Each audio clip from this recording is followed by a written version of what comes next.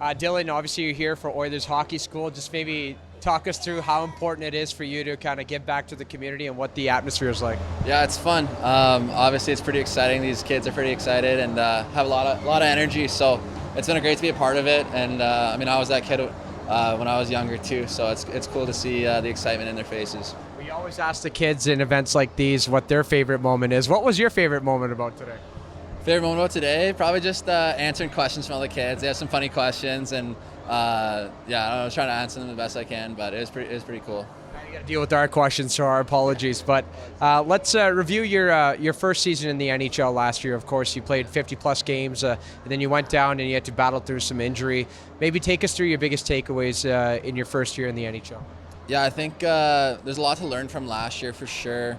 I think the biggest thing for me is just to make sure that you're trying to play at your best every single night. You can't take a night off, especially as a young guy too. You got to go in and try and take a spot and try and keep that spot. That's the hardest part. So I think for me this year going in, I definitely have more confidence and able to learn from last year a lot. So I'm excited for the season coming up.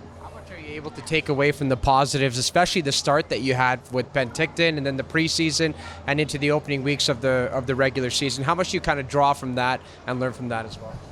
Yeah, for sure. I know what I did last summer to get ready for camp and to feel good in camp, so I'm trying to do that again this summer and then just be able to maintain that for the whole year. Has your offseason regimen changed, or have you done anything new now that you're kind of like slowly establishing yourself in the NHL? Yeah, you're always kind of trying to do new things to try and get better, get that edge. I think the biggest thing for me this year is I've been able to work with a nutritionist. So I've been really dialing in my nutrition and what I eat. So I think that's probably the biggest one that I've done so far this summer. Is there anything you're missing not being able to eat these days, or? Yeah, try not to eat anything with sugar in it. So no desserts for me, but I don't know, it's not a big deal for me. I don't really get a sweet tooth that often, so. Do you feel a difference? Do you feel like you have more energy because you've made those changes? Yeah, I think so for sure. I think definitely more energy and more sustained energy too, so I can go for longer periods of time.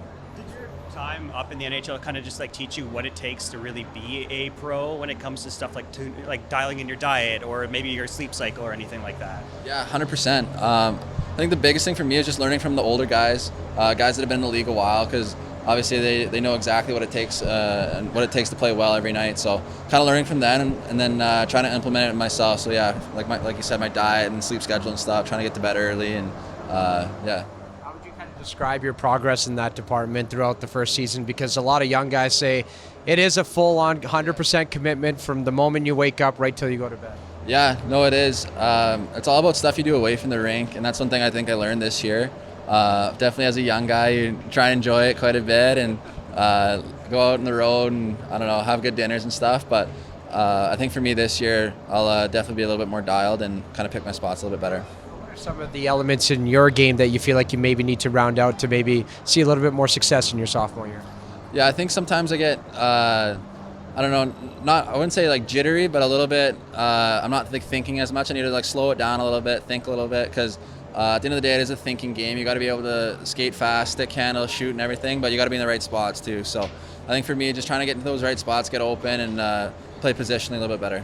Are there strategies that you have to kind of help those jitters and be able to really dial in?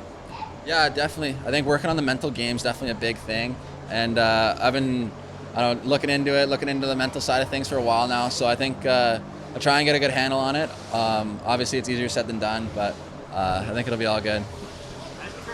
Training camp, you can kind of see that there is a pathway to an NHL roster spot. Does that just provide additional motivation, or does it change your process in any kind of way?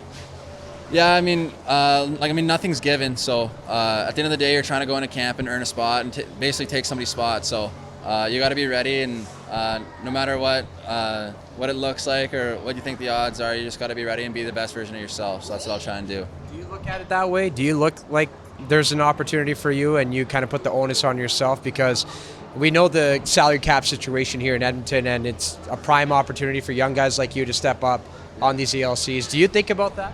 Yeah, I definitely want to step up. I think for me, that's, like you said, it's a good opportunity, and I got to seize that opportunity. So, but the only person who can do it is myself. So I can't just expect it to come to me. I got to go out and take it.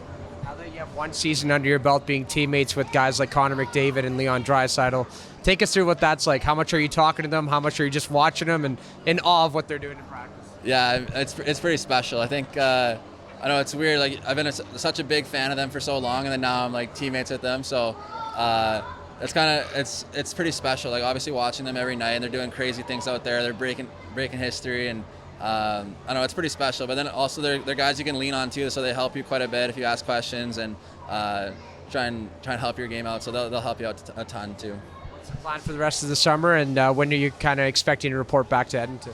Yeah, I'll just be hanging out the rest of the summer. I'm going to Chicago for a wedding. One of my buddies is getting married, so I'm excited for that. And then I'm in Kelowna for a week, just skating and training out there. A little change of scenery, and then I'll be back here September 1st or 2nd, like that weekend. So, yeah. I guess, are you a goal-oriented person? Are you the kind of person who sets goals heading into a season? And if so, would you be willing to share any of them? Yeah, I don't know if I'll share them, but I'm definitely a goal-oriented person. I think it's important to have goals and important to try and reach those goals. I think the more clear your goals are, then you either you like set them and you either like reach your goals or you got some more work to do. But I'm definitely a goal-oriented person. How much better were the kids' questions compared to ours? They're a little bit more lighthearted, but no, it was all good.